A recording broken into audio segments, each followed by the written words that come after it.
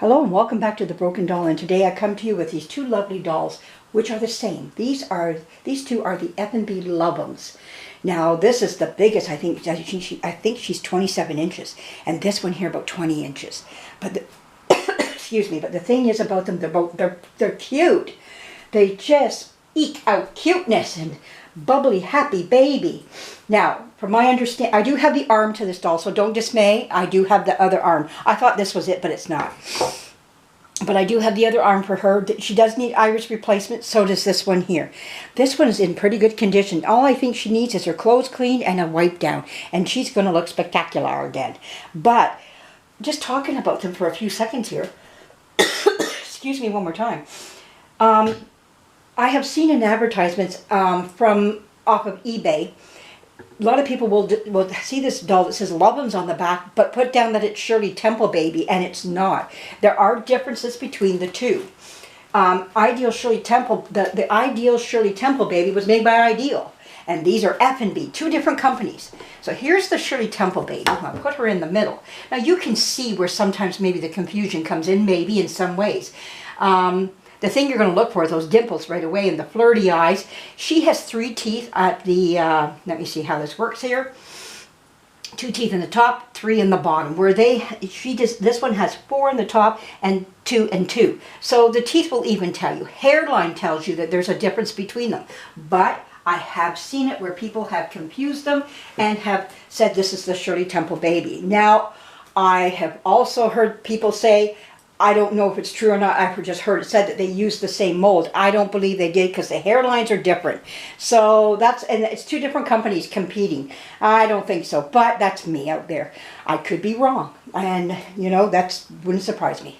But the Shirley Temple Baby does have its own look to herself, and you can tell who it is, and she's marked on the back, Ideal Shirley Temple Baby. So where this one's also marked on the back, Effanbee LUVUMS. So they are 2 different names, 2 different companies. But anyways, just to clear that up, if you ever see that on eBay, be careful that you're not buying a LUVUMS, because very easily you could be, and someone's put down Shirley Temple Baby. And never take a picture of the back. Ask for that picture on the back of its neck. And remember the teeth and the flirty eyes. That belongs to the Shirley Temple Baby.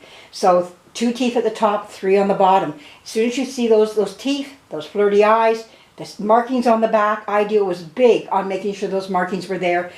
You know what you have. But I have seen it, and once I learned the difference between the two, that we're talking about 2 different dolls, 2 different companies, they are 2 different dolls. So we leave it at that. But anyways, let's go jump into these girls here. They both need their irises changed. I will be making a video coming up on her getting her iris changed, so look forward to that coming up very soon.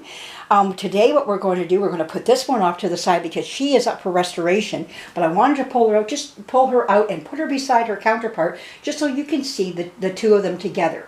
And I think I want to do her hair the same brown as what this one is on this one here. But anyways, we're going to pull her off to the side. I'm going to lay her down somewhere so she doesn't get mucked up. Okay, where can I put you? I'll put you right in beside these other girls. Over here. There we go. All right. Okay, so she's got her own little place on the floor in my front room with some other dolls that are up for restoration. So it never ends. There's dolls all the time that need restoration. Now I do believe, I'm not saying for sure, that this might be her original clothing. It fits, it looks like it's hers. Some buttons on the back, maybe if it was buttoned up. I don't know if she has any fasteners on the back. Let's take a look here. Yeah, she does have her buttons, so if this was buttoned up, you know, I think it's a fit for her, you know what I mean? Like, it looks like it would fit her. So, yeah, I think this is hers, but we're going to clean this up. So how am I cleaning? Let's talk about how do we clean up these antique clothing, and for the people that are just new, I have a tub of cold water. I don't use warm and I don't use hot. I use cold water because the detergents that I'm going to use is fit for cold water. So anyways, this here is Boost. I get this from Doll Parts Supplies.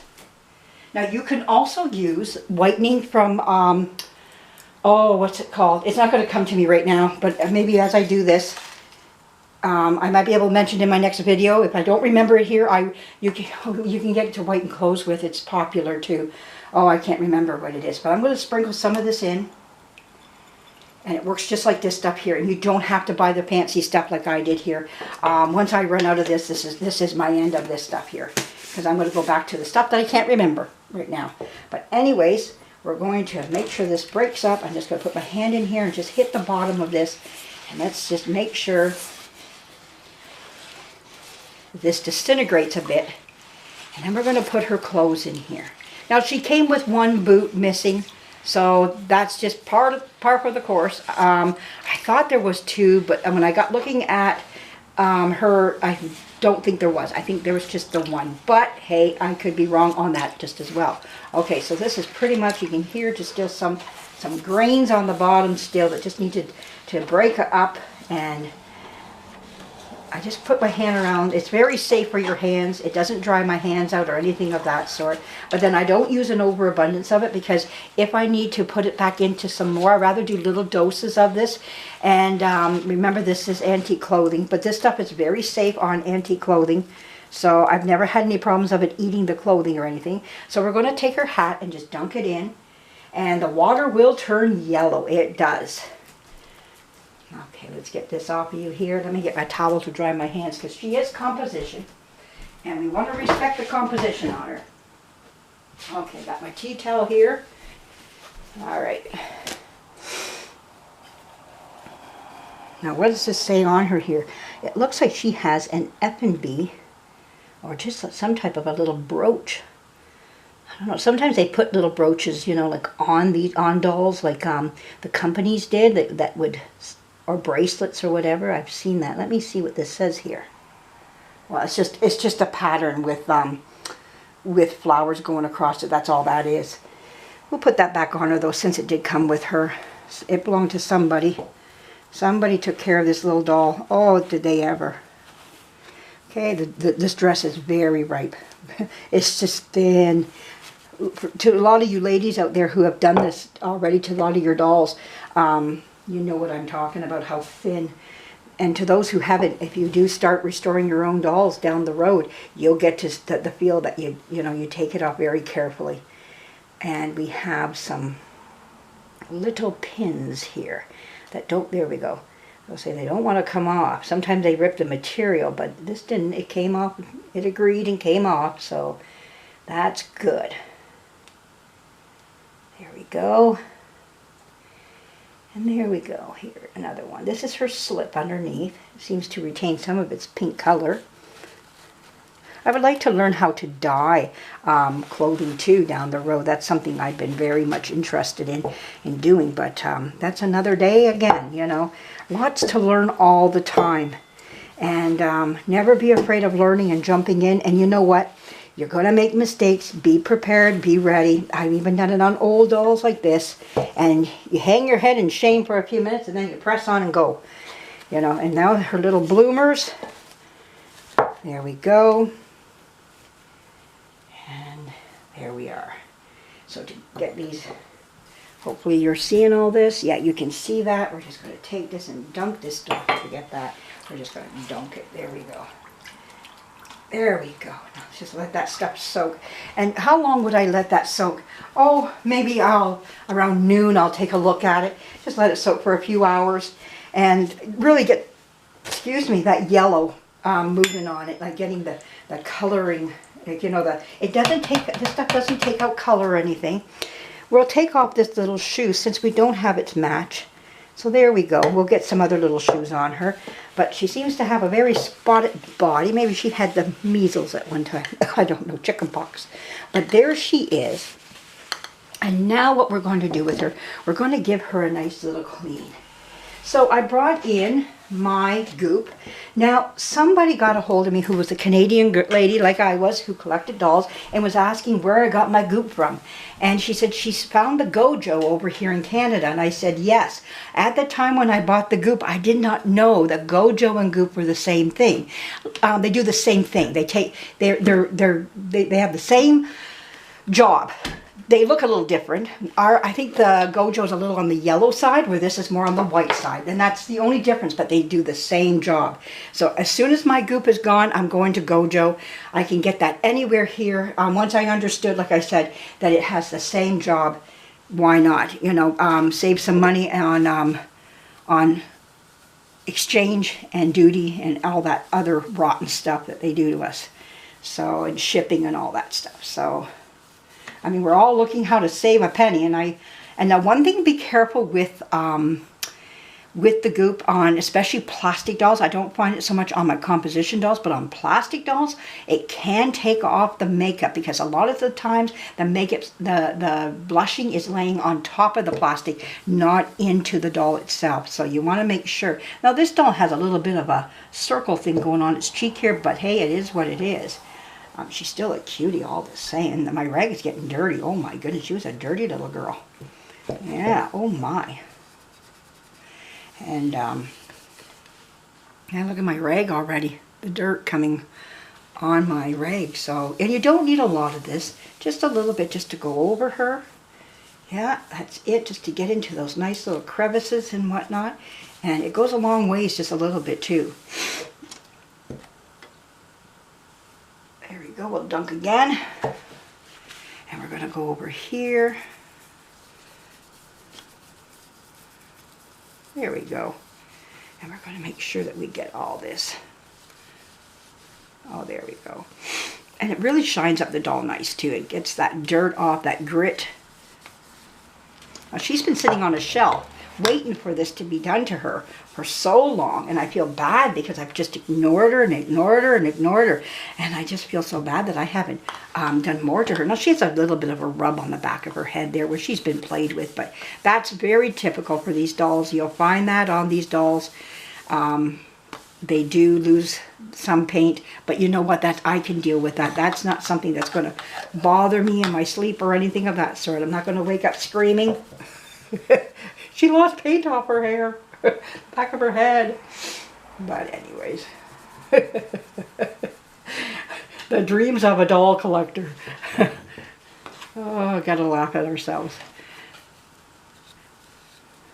But anyways, well, we're supposed to, the sun is shining out there, but it's supposed to rain, so I don't know, like, I don't know, it looks nice right now. It's humid, but it's nice, but we'll see what happens. They're calling for rain, but maybe later on today. Oh, I was hoping to get some pictures taken too out in the sunshine here, so I just might take my camera and run a few dolls outside. But it's so wet. That's what's stopping me right this time, because we got rain last night, the day before. Like in the night it's coming, so while we sleep it comes, and yeah.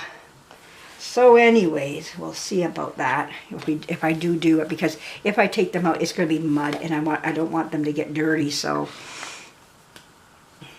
there's no rush. I don't have to do it. I can do some next week. I mean, my Butterfly Kisses video probably won't be up for another week or so anyways. So yeah, there we go. Now I don't know if she's been painted with acrylic. I haven't got a clue if she has or not. Something that why can't her leg turn? Well, I guess, I know she's supposed to be froggy, but this one just seems to be a little bit more bent than this one here. But look at the dirt on here. Let's see if we can get that off. Let me make sure I finish this leg good though. And then we'll go rushing to that leg. But yeah. These dolls get dirty just as well. It lays right on top. Now, one thing, composition. This doll's composition, which is sawdust and glue compressed together with heat. They did use a cold method, and they went to a hot method to put the composition together. And it seemed to be more the composition responded better to the heat than it did to the cold. So, mind you, the cold ones did stick together though. So, and I think you'll find a lot of those ones are from like the before World War I or around the World War I zone. Some of those were made with that until they finally made the switch over. But they were trying to make the composition better and better throughout those years when they were making composition, and you know, looking for better methods, you know, and all the time everything was trying to be better, you know, and yeah, so here we go. Oh yeah, that dirt came right off her leg.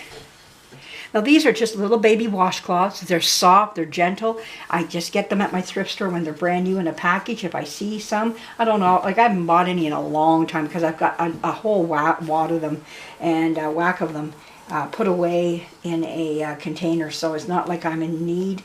But yeah, let's see if anything on the back of this doll's arm. Sometimes just having it flipped over you can find little pieces of dirt that you never thought were, you thought you got them, but you didn't. Okay. Looks like she's been around a few little things here. I've just got some paint off of her there. Not much though. Nothing horrendous or anything. But yeah, she looks pretty good, I'd say. So we're going to just let her sit and wait for her clothes. And I'm going to take the camera and we're going to take a look at this water because you're going to be shocked with what you're going to see just in the few minutes that we were just doing this here. I want to make sure we got enough time. Oh, batteries are blinking away. So I want to make sure you're going to see this before I go. So if you like what you've seen here, give me a thumbs up and please give me a comment. I do read them. And let's take a look at this water. You've got to see the water. And then we'll shut this off and we'll get this uploaded for you to see. But anyways, look at that water already. This was clear, 100% clear water. And it looks like I took it right out of a dirty old river.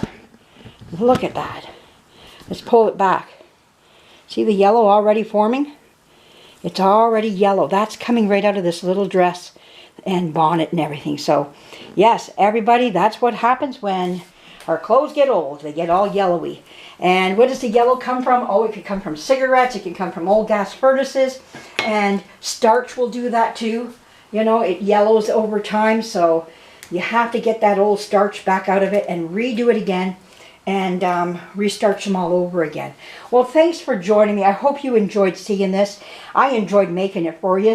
I enjoy making all my videos for all my followers out there. And thumbs up, please, if you like this. And stay tuned. We're going to pluck her eyes out, and we're going to get her some irises in those eyes, in those eyeballs of hers. So something we can do for her and help her out. Okay, thanks for joining me. Bye-bye.